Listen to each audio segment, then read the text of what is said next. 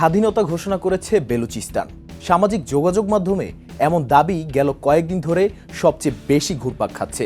কোথাও বলা হচ্ছে পাকিস্তানের 85% বেলুচ ভূখণ্ড নতুন প্রশাসনের নিয়ন্ত্রণে, কোথাও দেখা যাচ্ছে নতুন পতাকা, নতুন মুদ্রা, এমনকি স্বাধীন বেলুচিস্তানের ঘোষণাপত্র।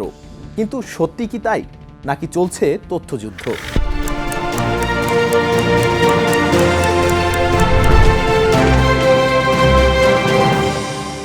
আর যদি স্বাধীনতা ঘোষণা নাই হয়ে থাকে, তাহলে কেন প্রতিদিন পাকিস্তানের সেনাবাহিনীর ওপর হামলা হচ্ছে? কেন বিশ্বের অন্যতম শক্তিশালী সেনাবাহিনীও বেলুচিস্তানকে পুরোপুরি নিয়ন্ত্রণে আনতে পারছে না? কেন চীন, যুক্তরাষ্ট্র, ভারত, ইরান ও আফগানিস্তান সবাই এই এক ভূখণ্ডকে ঘিরে কৌশল সাজাচ্ছে? কিভাবে প্রায় 8 দশকের রাজনৈতিক সংকট ধীরে ধীরে রূপ নিয়েছে দক্ষিণ এশিয়ার সবচেয়ে জটিল সশস্ত্র সংঘাতে, সেটাই আজ জানবো দৃশ্যপটের এই পর্বে। সঙ্গে আছি আমি নাদিম মারজান।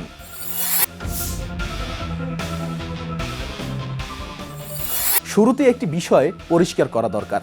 এখন পর্যন্ত আন্তর্জাতিকভাবে স্বীকৃত কোনো স্বাধীন রাষ্ট্র হিসেবে বেলুচিস্তানের ঘোষণা হয়নি। পাকিস্তানের সংবিধান অনুযায়ী এটি এখনও দেশটির সবচেয়ে বড় প্রদেশ। তবে এটাও সত্য যে সাম্প্রতিক মাসগুলোতে বেলুচ লিবারেশন আর্মি বা বিএলএ একের পর এক বড় হামলা চালিয়েছে। তারা বিভিন্ন এলাকায় মহাসড়ক অবরোধ করেছে, নিরাপত্তা বাহিনীর ওপর হামলা চালিয়েছে, খনিজবাহী ট্রাক ও সরকারি স্থাপনায় আগুন দিয়েছে। এসব ঘটনার পর সামাজিক যোগাযোগ মাধ্যমে স্বাধীন বেলুচিস্তান নিয়ে নানা দাবি নতুন করে ছড়িয়ে পড়ে। কিন্তু এই ভাইরাল দাবির পেছনের বাস্তবতা বুঝতে হলে ফিরতে হবে প্রায় 8 দশক আগে।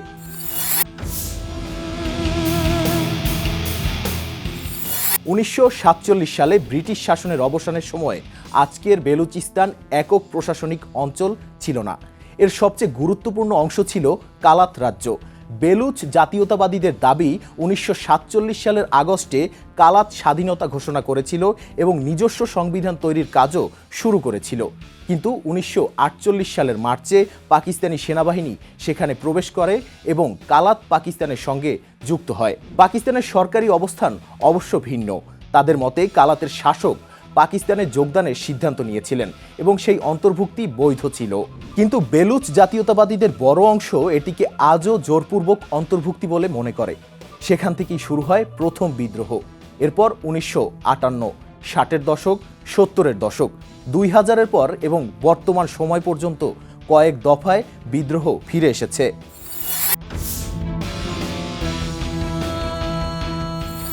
প্রথম দিকে আন্দোলনের নেতৃত্বে ছিল উপজাতীয় সর্দারদের হাতে। আকবর বুকতি, খায়ের বক্স মারি, আতাউল্লাহ মেঙ্গলের মতো নেতারাই তখন আন্দোলনের মুখ ছিলেন। কিন্তু সময় বদলেছে। আজ আন্দোলনের নেতৃত্বের বড় অংশ এসেছে বিশ্ববিদ্যালয়, কলেজ এবং শিক্ষিত মধ্যবিত্ত তরুণদের কাছ থেকে। কিন্তু কেন? কারণ বহু বেলুচের বিশ্বাস রাজনৈতিক পথে তারা ন্যায় বিচার পায়নি। মানবাধিকার সংগঠনগুলো বহু বছর ধরে অভিযোগ করে আসছে হাজার হাজার বেলুচকে গুম করা হয়েছে। অনেকের মরদেহ পরে উদ্ধারও হয়েছে। পাকিস্তান সরকার অবশ্য এসব অভিযোগ অস্বীকার করে আসছে। তাদের দাবি নিখোঁজদের অনেকেই সশস্ত্র সংগঠনে যোগ দিয়েছে কিংবা সীমান্ত পেরিয়ে পালিয়েছে।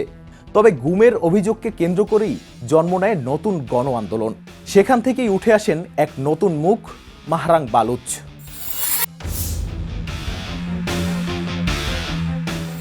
মাহরাং বালুচ কোনো গেরিলা কমান্ডার নন। তিনি একজন চিকিৎসক এবং মানবাধিকার কর্মী। বেলুচ ইয়াকজাতি কাউন্সিলের মাধ্যমে তিনি গুম, বিচার বহির্ভূত হত্যাকাণ্ড এবং মানবাধিকার লঙ্ঘনের বিরুদ্ধে আন্দোলন শুরু করেন। বিশেষ করে নারীদের রাজনীতিতে নিয়ে আসার ক্ষেত্রে তার ভূমিকা ব্যাপক আলোচিত হয়। একসময় যে সমাজে রাজনৈতিক নেতৃত্ব পুরোপুরি পুরুষদের হাতে ছিল, সেই সমাজেই হাজার হাজার নারী তার ডাকে রাস্তায় নামেন। পাকিস্তান সরকার অভিযোগ করে এই আন্দোলন সশস্ত্র সংগঠনগুলোর প্রতি সহানুভূতিশীল।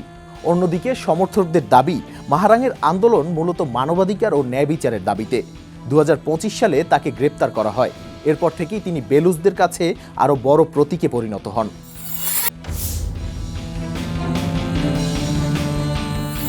যখন একদল মানুষ রাস্তায় আন্দোলন করছে, তখন আরেক দল চলে যাচ্ছে পাহাড়ে। সেখানেই সক্রিয় দুটি বড় সংগঠন, বেলুচ লিবারেশন আর্মি বা বিএলএ এবং বেলুচিস্তান লিবারেশন ফ্রন্ট বা বিএলএফ। এই সংগঠনগুলোর লক্ষ্য পাকিস্তানের কাছ থেকে স্বাধীন বেলুচিস্তান। তাদের দাবি বেলুচিস্তানের সম্পদ লুট করা হচ্ছে এবং স্থানীয় মানুষকে বঞ্চিত করা হচ্ছে।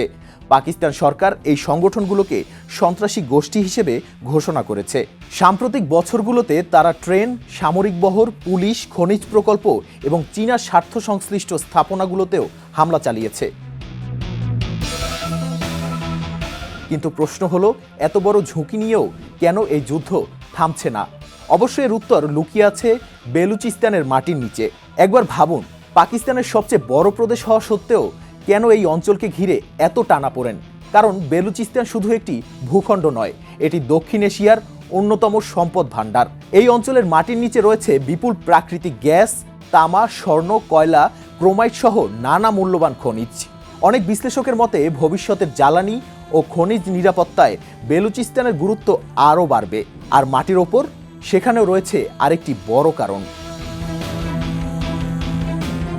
আরব সাগরের তীরে গড়ে ওঠা গওয়াদর বন্দর। যে বন্দরকে ঘিরে চীন গড়ে তুলেছে শত শত কোটি ডলারের চীন পাকিস্তান অর্থনৈতিক করিডর বা সিপেক।